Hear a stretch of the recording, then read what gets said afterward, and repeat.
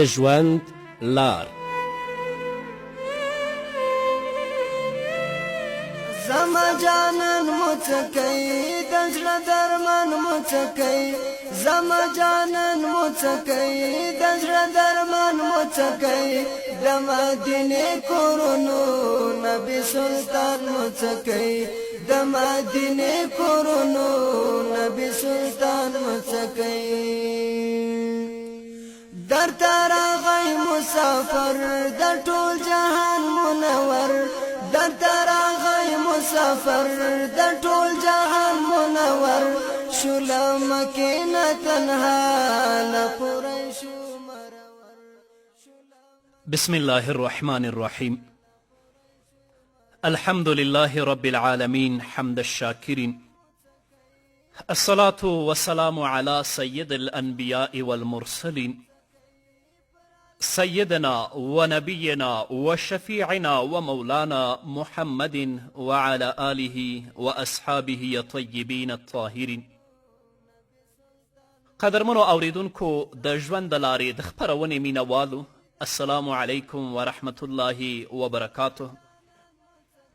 ستاسو روغتیا او خوشحالي د پاک رب نه غواړم په دې هیله چې د صحت او عافیت جامې پر تن ولرئ او خوشحالي مو په برخه وي. دا دی زه محمد یاسین فهیم د ژوند د لارې د خپرونې په وړاندې کولو کې ستاسو په خدمت کې یم.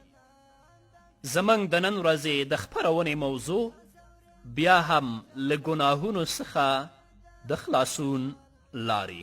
درنو اوریدونکو، د غوږونو ساتنه لکه څرنګه چې له ناروا خبرو کولو ځان ساتئ، باید چې د هغې له اوریدلو هم ځان وساتئ، ځکه چې اوریدونکی له ویونکي سره شریک ګرځي. بل دا چې اوریدل د زړه وسوسې او سوچونه راپاروي، او چې کله زړه په وسوسو او سوچونو کې مشغول شي نو بیا عبادت ته پکې څه پاتې نشي. په دې پوه شه هغه خبرې چې د انسان زړه ته د اوریدلو له لارې راځي د هغه خوړلو په څیر دي چې د خولې له لارې ګېډې ته ورداخلیږي، چې ځینې ضرري وي او ځینې ګټور، ځینې د بدن د نمو لپاره وي او ځینې زهر وي. بلکې د خبرې صفاوالی او زړه ته یې راتګ ګېډې ته د خوړلو له صفاوالي او راداخلیدلو څخه زیات مهم دی. خوراک خو له معدې څخه په خوب او داسې نورو سره لرې کیږي او کیدای شي چې د یو څه وخت لپاره تاثیر پاتې شي او بیا لرې شي، او د اثر د لرې کېدلو لپاره یې دواګانې موجودې دي. خو هغه خبرې چې د غوږونو له لارې زړه ته ننوځي کیدای شي ټول عمر پکې پاتې شي او هیڅکله هیرې نشي. که هغه خرابې او ناروا خبرې وي نو بنده به همیش ورسره په تکلیف کې وي او د هغې له امله به یې په زړه کې نور تکلیفونه او وسوسې پیدا کیږي. او که چیرې یو څوک غوږونه له ناروا لایعنی او چټي خبرو څخه وساتي نو له هغه تکلیفونو به په آرام کې وي. الله رب العزت د مؤمنانو او خپلو خاصو بندگانو په صفتونو کې دا هم ذکر کړي چې هغوی په باطلو کارونو کې نه مشغولیږي او نه چټي او عبس خبرې اوري.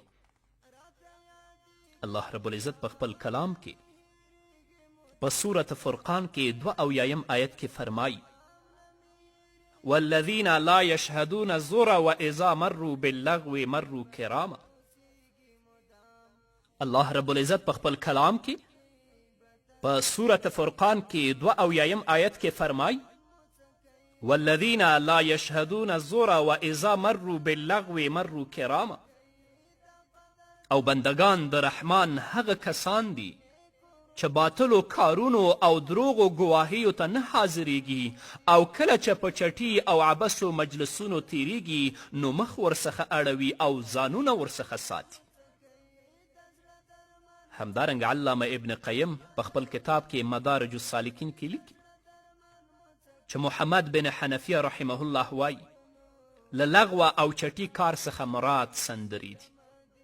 او عبدالله ابن مسعود رضی الله تعالی عنه فرمایی الغناء ينبت النفاق في القلب كما ينبت الماء البقل.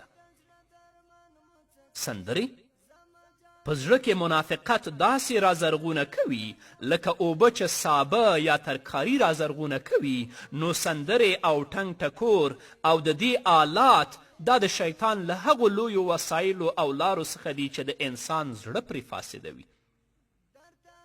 همدارنګه الله رب العزت په خپل کلام کې په سورة لقمان کې 6 آیت کې فرمای ومن الناس من يشتري لهو الحديث ليضل عن سبيل الله بغير علم ويتخذها هزوا اولئك لهم عذاب مهين. او ځنې له خلکو څخه هغه دي چې له حق څخه اړوونکي او عبث خبرې اخلي د دې لپاره چې په ناپوهي سره د الله له لارې څخه خلک واړوي او د الله آیتونه په مسخرو او ټوکو سره ونیسي، نو د داسې خلکو لپاره سپکوونکی عذاب دی. مفسرین کرام وایي لهو الحدیث ټولې هغه عبث خبرې دي چې بنده د الله له عبادت او ذکر څخه اړوي، لکه قیسې، خندا راوستونکې خبرې، خرافات، سندرې او داسې نور. د اوسني وخت له فتنو څخه یوه هم د زنا او د هغې د وسایلو زیاتوالی دی چې په دې کې موسیقي، فاحشې او بېباکه سندرې شاملې دي. نن سبا ډیر خلک په داسې ګناهونو کې اخته دي او ځینې خلک خو د زنا دغسې وسایلو ته ناروا نه وایي چې په دې توګه هغوی د محمد رسول الله د هغه حدیث مصداق وګرځېدل چې رسول الله فرمایي لیکونن من امتی قوم یستحلون الحر والحریر والمغازف. د ابو داود حدیث دی. زما په امت کې به داسې خلک وي چې زنا، د وریښمینو جامې او د موسیقي آلات به حلال ګڼي. تاسې به کتابونه مطالعه کړي، ډیر په ویاړ سره د موسیقي په جواز باندې کتابونه لیکي. همدارنګه د بخاري حدیث دی، رسول الله صلی الله علیه وسلم فرمایي زما په امت کې به داسې قومونه وي چې زنا به حلاله ګڼي، د وریښمینو جامې به سړیو ته روا کوي، شراب او د ټنګ ټکور آلات به روا بولي. له دوی څخه به داسې خلک هم وي چې د یو اوچت غره په اړخ کې به میشت شي، د بیګا وخت کې به دوی ته خپله د ګډو او بیزو هغه رمه ورګرځي چې د سبا په وخت کې د شپونکي په واسطه څرولو ته وتلی وي. دغه مهال به یو فقیر سړی ورته د اړتیا پوره کولو لپاره راشي، نو دوی به ورته ووایي موږ ته سبا راشه، خو الله رب العزت به په همغه شپه کې تباه کړي چې سبا ته به پاتې نشي، او هغه غر او ودانۍ به هم پرې را وغورځوي او نور د دغسې عملونو والا خلک به تر ورځ د قیامته پورې بیزوګان او سرکوزي ګرځي. زینب بنت جحش رضی الله تعالی عنها فرمای، د بخاري حدیث دی چې یو مهال محمد رسول الله صلی الله علیه وسلم له خوب څخه په داسې حال کې را بیدار شو چې مخ مبارک سور اوښتی و.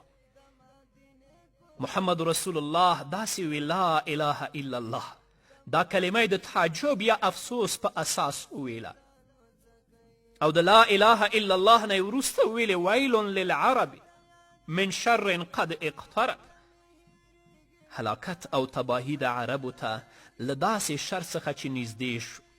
نن ورځ یاجوج او ماجوج له دیوال څخه په دې اندازه دیوال پرانیستو. رسول الله غټه ګوته او ورپسې د تشهد ګوته سره حلقه کړه، داسې کړه چې دونه دیوال یې پرانیست. بیا وویل شو رسول الله ته آیا موږ به تباه کیږو په داسې حال کې چې زموږ ترمنځ به نیکان خلک موجود وي؟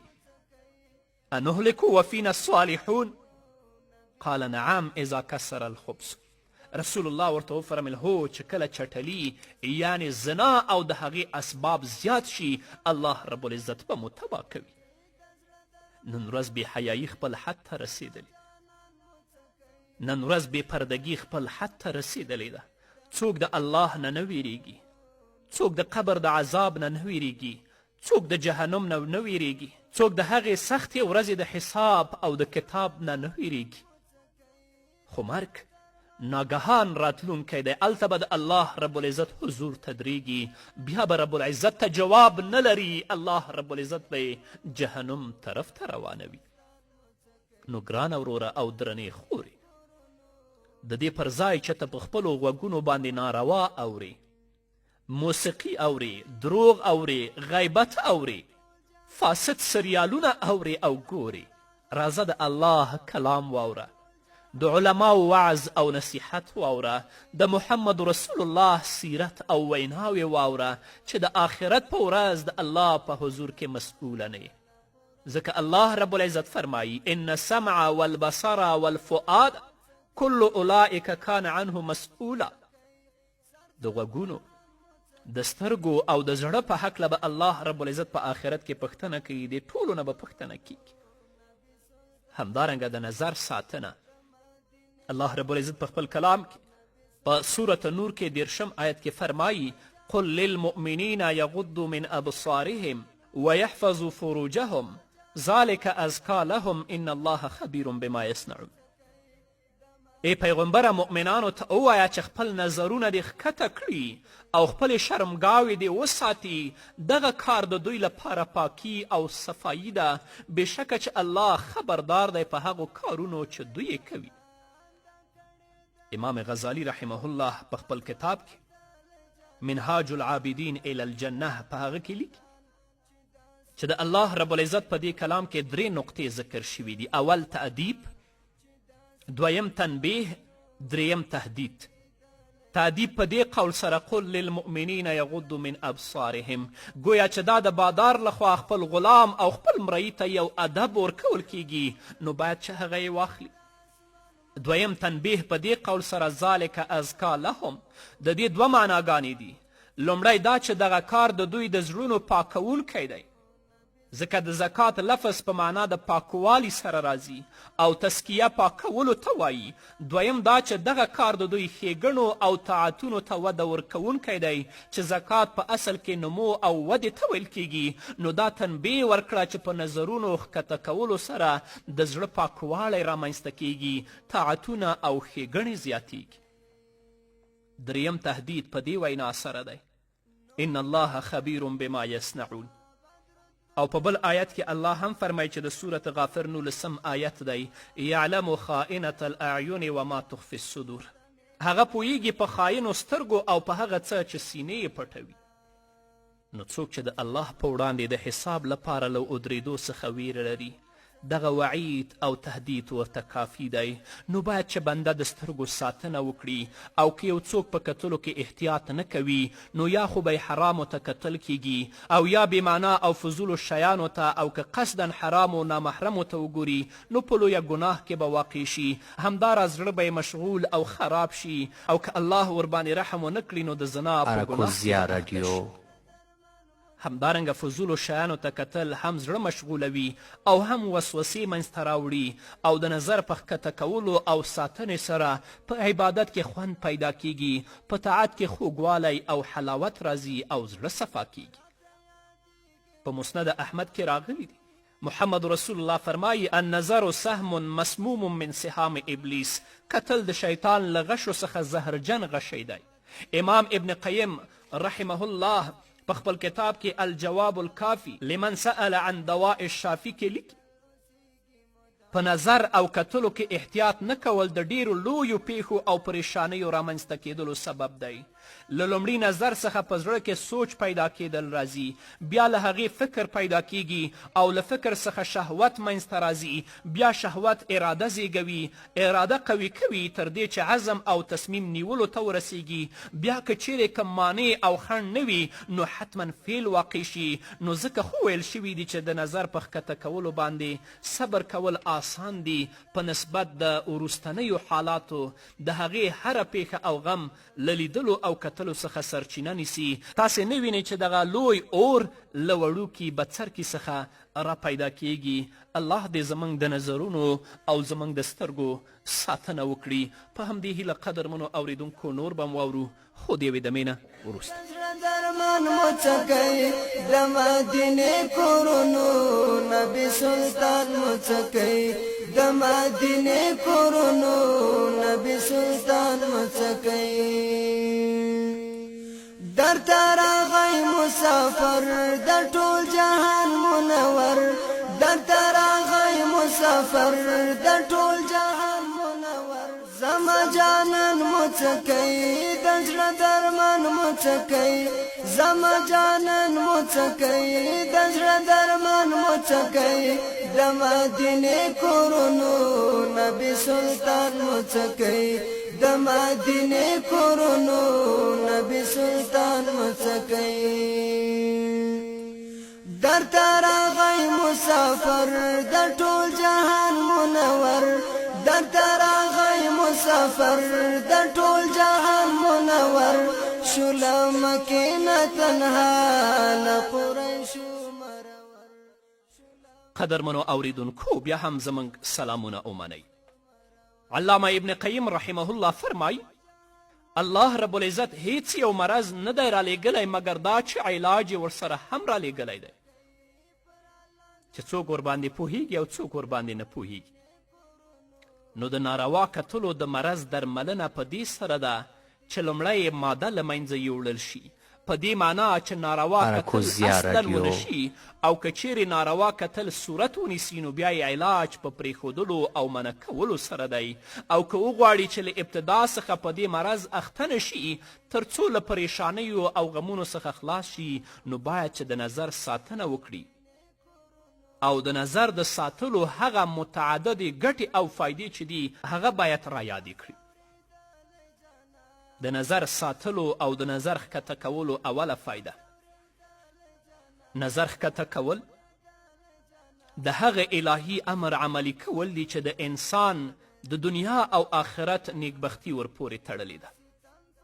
د هیڅ یو بنده لپاره په دنیا او آخرت کې زیات ګټور پرته د الله د امر په ځای کولو څخه بل څیز نشته دی، او هیڅ انسان په دنیا او آخرت کې له بدبختي سره نه دی مخ شوی مګر د الله د اوامرو په ځای کولو سره.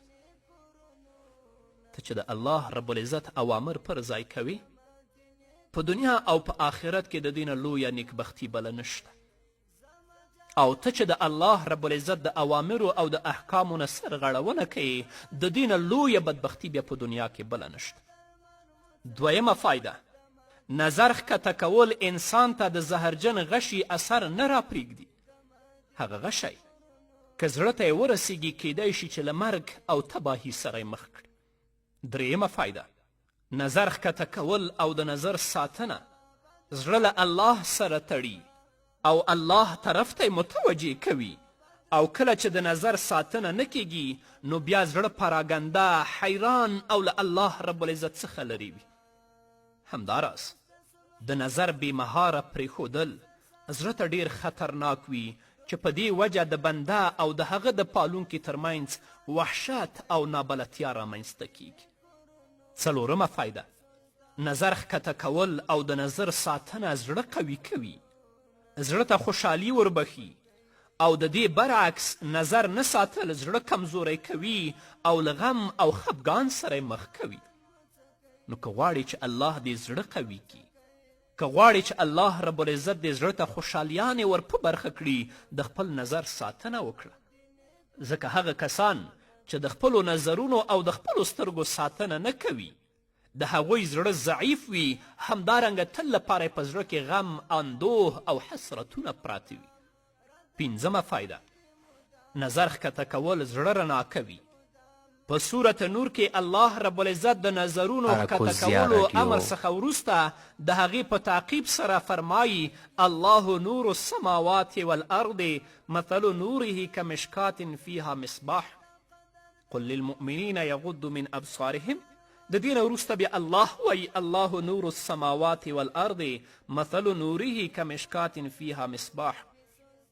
الله د آسمانونو او د ځمکې رڼا کوونکی دی او د هغه رڼا د چاختې په څیر ده چې ډیوه پکې ایښې وي. شپږمه فایده، نظر ښکته کول بنده ته ریښتینی فراست او هوښیارتیا ورکوي چې د هغې په واسطه د حق او باطل ترمنځ او د دروغ ویونکي او رښتیا ویونکي ترمنځ توپیر کوي. الله رب العزت بنده ته د هغه د عمل برابر د هغه له جنس څخه بدله ورکوي. نو څوک چې له حرامو څخه سترګې بندې کړي د هغې په بدل کې به د بصیرت یعنی د زړه دید او رڼایي ور په برخه کړي او د علم، ایمان او معرفت دروازې به ورته الله را پرانیسي. او څوک چې د نظرونو ساتنه نه کوي هغه لپاره بیا دا شیان نشته. اوم، نظر ښکته کول زړه ته ثبات، زړه ته شجاعت، زړه ته قوت وربخي چې په دې توګه بنده د مرستې دلیل، زور او توانایی لرونکی شي او پر دښمنانو غلبه پیدا کړي. لکه څنګه چې په یو اثر کې راغلی دي، څوک چې د خپل هوس مخالفت کوي شیطان یې له سوري څخه ویریږي، اما څوک چې د خپل هوس مخالفت نه کوي او د خپل نظرونو ساتنه نه کوي، په هغه باندې د شیطان جال راخپور وي چې تل لپاره یې په بدبختیو، فساد، بېحیاییو او په فحاشیو کې ورګزاري. اتمه فایده، نظر ښکته کول او د نظر ساتنه زړه ته د شیطان لارې بندوي او شیطان د نظر له لارې زړه ته ډیر په سرعت سره ورننوځي. که تا د خپلو سترګو ساتنه وکړه، په خپلو سترګو د ناروا او نامحرمو ته ونه کتل، الله رب العزت به د شیطان لارې بندې کړي. هیڅکله به هغه تا دوکه نه کړي، هیڅکله به دې د الله له لارې نه منحرف نه کړي. که خدای مه کړه د نظر ساتنه دې نه کوله، خپلې سترګې دې بې مهاره پریښې وي، په هغې دې حرام او ناروا کتل، نو تا شیطان لپاره دروازه پرانیستله، او چې شیطان لپاره دې دروازه پرانیستله، نو بیا به دې د هلاکت او د بدبختیو کندو ته ورګزاروي. کله به هم تا پرې نږدي چې د اسلام مقدس دین په مستقیمه لار باندې روان شي، یا د الله رب العزت په اوامرو او د الله رب العزت په احکامو باندې عمل وکړي. نهمه فایده، نظر ښکته کول د بنده په مصالحو او ګټو کې فکر کولو ته زړه فارغوي. لسمه فایده، د سترګې او زړه ترمنځ یو سوری او لاره موجوده ده چې له هغې څخه یو بل ته تلل راتلل کیږي. که زړه خراب وي نو نظر خرابیږي، او که نظر خراب شي زړه ته خرابوالی راځي، او که زړه سم وي نظر سم شي، او که نظر سم شي نو زړه ته یې سموالی ورشي.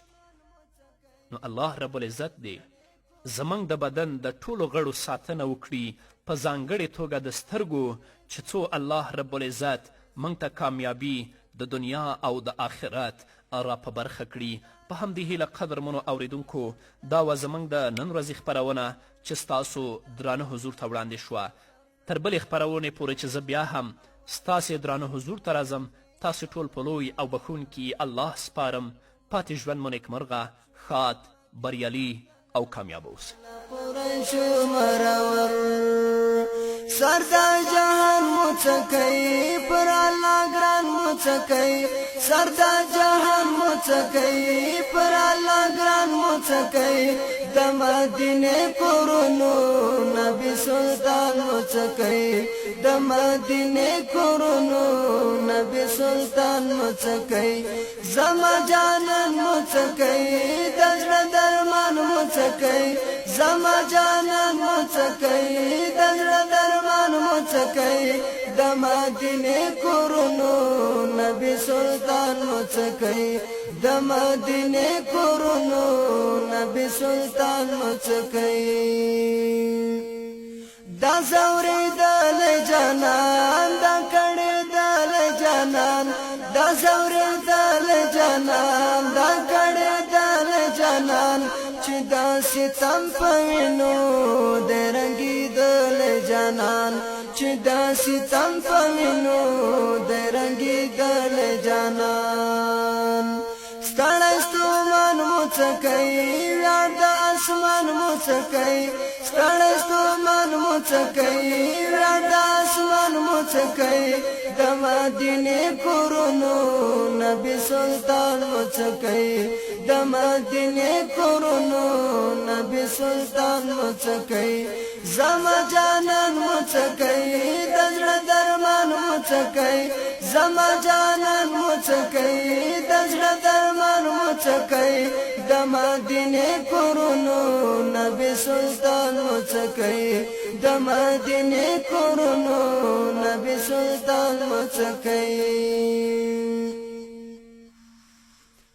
نور الهدى مصطفى بدر الدجى مصطفى، نور الهدى مصطفى بدر الدجى مصطفی هلته میلمه درغی په اجازه د الله دوست سبحان مڅکی د سر سایوان مڅکی دوست سبحان مڅکی د سر سایوان مڅکی د مدینه کورونو نبی سلطان مڅکی د مدینه کورونو نبی سلطان مڅکی زما جانان مڅکی د زړه درمان مڅکی زما جانان مڅکی د زړه درمان مڅکی د مدینه کورونو نبی سلطان مڅکی د مدینه کورونو نبی سلطان مڅکی راته یادېږي مدام